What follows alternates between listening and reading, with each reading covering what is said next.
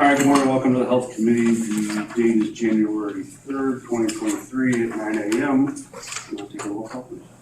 Ducat. Yes. Geiger. Here. Hughes. Here. Whitlow. Here.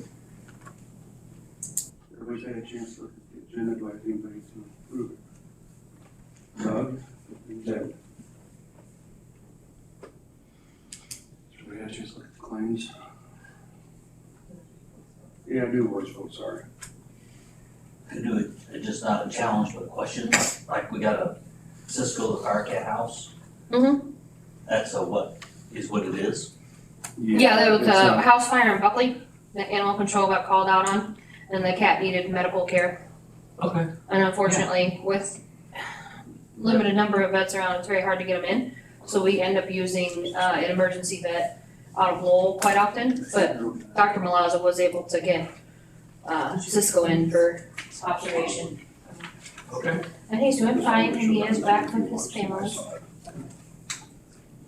Email.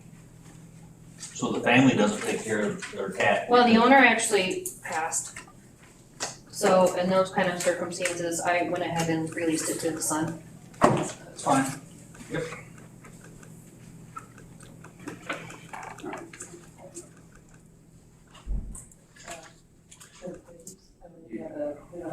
Did you get a motion yet? I'm Kinda- sorry. kinda Oh, used I my, thought you had a motion to approve the We had a claims. question on the claims. Yeah, You said a question, that was it. that was it, but I can make a motion for Okay. approval. Sorry, Second for that. I'll take a breath. No, I'll take it. You want to do a roll call, please? Thank you. Ducat. Yes. Geiger. Yes. Hughes. Yes. Whitlow. Yes. All right, moving on to public comments. Well, and just to kind of let you know, I kind of use my judgment with those animals. Because sometimes if it's, yeah. I'm not beginning to challenge you. No. The first thing I saw in the check was Cisco the firehouse. We have No. Smokey the dog? No, you're just fine. I just figured since this is kind of new for you, sometimes I use my best judgment on those. You're fine, thank you. Yeah, no problem. All right, Jill, you're up to animal control. All right, so the total deposit for December was $6,090. These are registration fees that are paid by individuals that own cats and or dogs. There are 8 cases currently open. We have 6 dogs that are waiting for placement. The 2023 tags have been ordered and received. They were delivered to Dr. Joe and the Animal Clinic of Gilman, as they're the only 2 in Iroquois County that can issue tags besides here at the treasurer's office. The officers closed 15 cases in December. There were 11 dogs running loose, 1 bite report closed, 4 kennel inspections, 1 abandoned in an apartment case, 1 house fire assist, and 1 animal in a vehicle assist.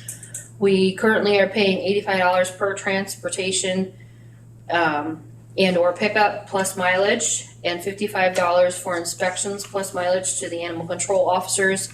We are currently paying $55 per kennel duty with no mileage, and there are 2 kennel duties per day that need to happen, 1 in the AM and 1 in the PM.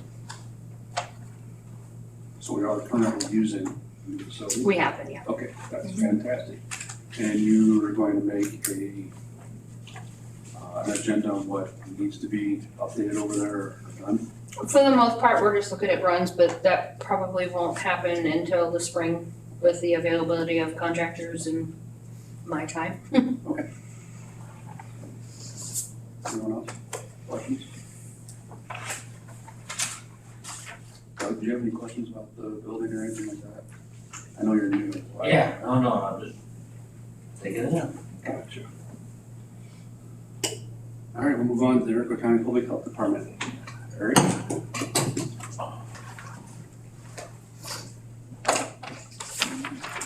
Well, good morning all. There you go. This will be, I've given the report, had a budget given report to the health committee 2 different times, so. Today is the first time doing it as the interim administrator, so bad news, I'm the administrator, you'll be dealing with me. So good luck with that. Care for a copy? Thank you, dear. All right. New year, so let's go with basics. What you're looking at is a monthly program summary report. We have, within the health department, we have environmental health, we have community health, and senior citizens. We also have public health emergency preparedness, which is what I typically run, for the Iroquois County Public Health Department. There's nothing really to report on that. It's emergency planning and thinking about, death and destruction and stuff. No real numbers to report. So, but this is the monthly report that you're gonna see, and it's broken out into those 3 different sub-departments. First of all, you're looking at environmental health on the front page. And I could take the time to go over each little number, but that might be a use of your time. But if you have any specific question on any specific number, please ask. If I don't know, I'll find the answer. A couple highlights on environmental health on the front page. You'll notice 122 permits issued near the top of the page. Every December, we put out mailings to all of our currently permitted licensed food establishments. And hey, annual permit applications are due by the end of the year, December. They need to be postmarked by December 31st. So we start getting those in. 122 does not match 193, which is total permit applications for last year. That's kind of typical. These numbers needed to be reported at some point last week. We started getting more applications in after that. And like I said, they need to be postmarked by December 31st. So without fail, every year, we get a few in the new year that were postmarked on December 31st, and we'll get a couple that are late. So I expect 122 to go up, closer to 193, but that. So the same thing with the garbage haulers though too? Yes, garbage haulers, it's an annual type of inspection, needs to be done usually once a year for each truck. We try to nail those down in December. That's a county ordinance. It's actually not a health department ordinance, but a county ordinance that the health department just jumps on. The county clerk sends out mailings to those waste haulers. They are told, you need to contact the health department and set up inspections. We go and inspect the trucks, pretty simple inspection. And there you go. Good observation. Let's see. What other highlights can I hit? Any questions about environmental health? Those are the 2 things that would stick out. Looks like somebody that inspects for body art. Yes, The facility to inspect, not the person, right? correct. We go and inspect the facility.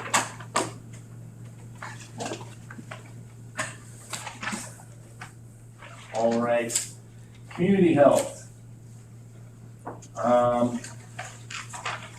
There are a lot of numbers with community health to report, whether it's immunizations or reportable communicable disease investigations. One specific small point that I want to be very clear on. Reportable communicable disease investigations, any number you see is an investigation, not necessarily a confirmed case of that particular disease that we've identified. It is something that was suspected and then investigated. So, as an example, where's my little, okay, sorry. There we go. You notice hepatitis B and hepatitis C, both reporting them completely.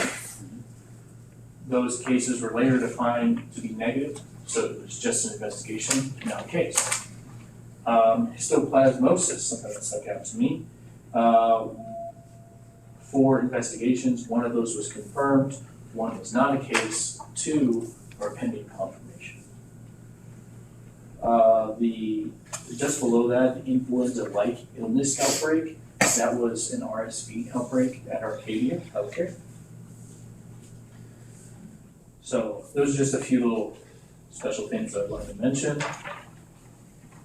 I'll give you all a moment to look at that page before I move on to the next page. If you have any questions, please.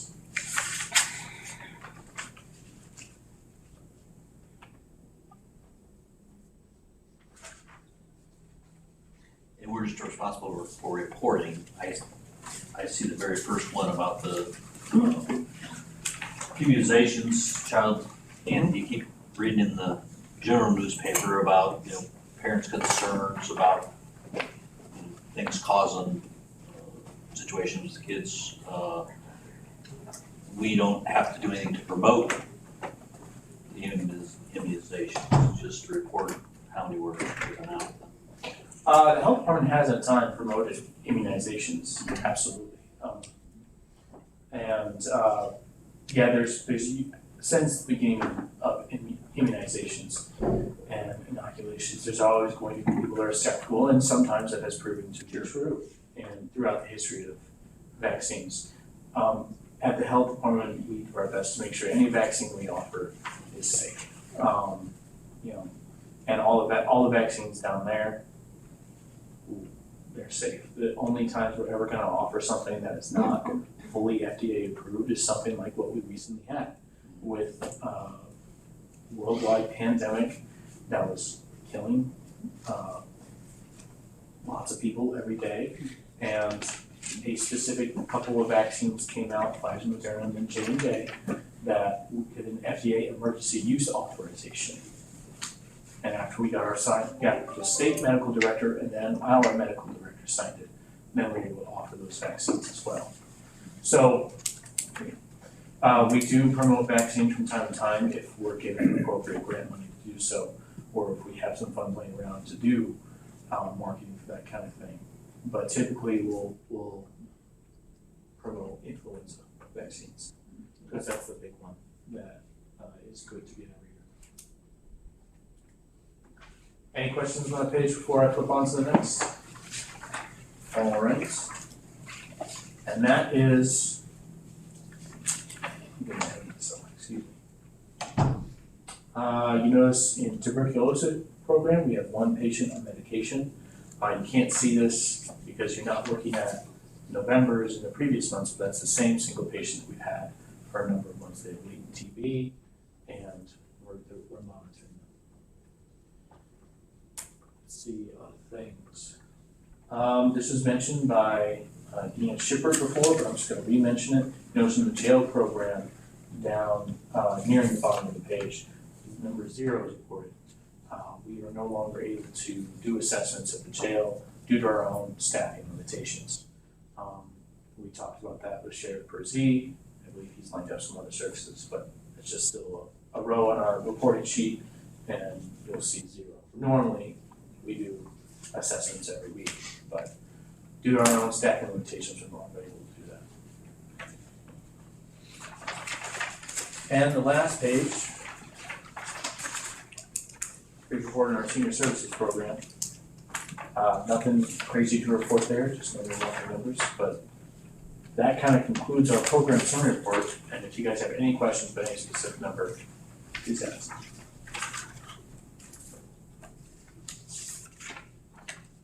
The influenza vaccine this year is pretty much effective as compared to some of the previous years. I mean, it's up a little bit, the percentage. It is up a little bit from last year, as you are aware.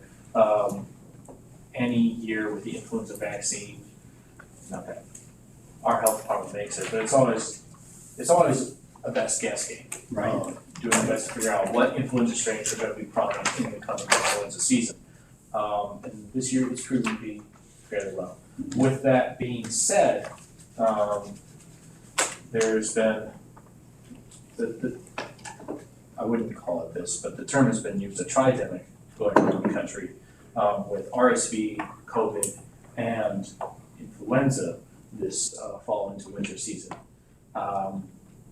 All 3 of these illnesses have been proving to ramp up during this time of year. It is kind of the season for respiratory illnesses. And even though it's January, it's not too late to get your influenza vaccine if anybody has not gotten it yet. I think that would encourage more people, because they know it's a little more effective this year, encourage people to get it. Going into this influenza season, the experts at CDC were concerned that this year, with the going away of a lot of COVID-19 limitations such as mask wearing and social distancing, that influenza would return with a rage. And I'm not going to say it's raging, but it's kind of bad. We've had plenty of influenza cases, so I'd certainly like to see less. Anyone else? Yeah, I have a question on that. clear back on environmental things, food complaint, I was wondering, you said you had one, what was that? You know, I forgot to ask my director of environmental health, Okay, so I'll have to ask him and get back to you on that. I was just curious. Me too, I'm sorry I didn't get that information, it's my fault. All right, I guess we're good. Thank you, Eric. Nice job. All right, moving on to old business.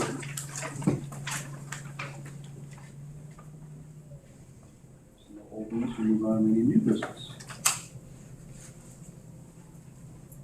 All right, I guess I'll look for a motion. Adjourn, there's one. And two. All in favor, say aye. Aye. Meeting is adjourned. On the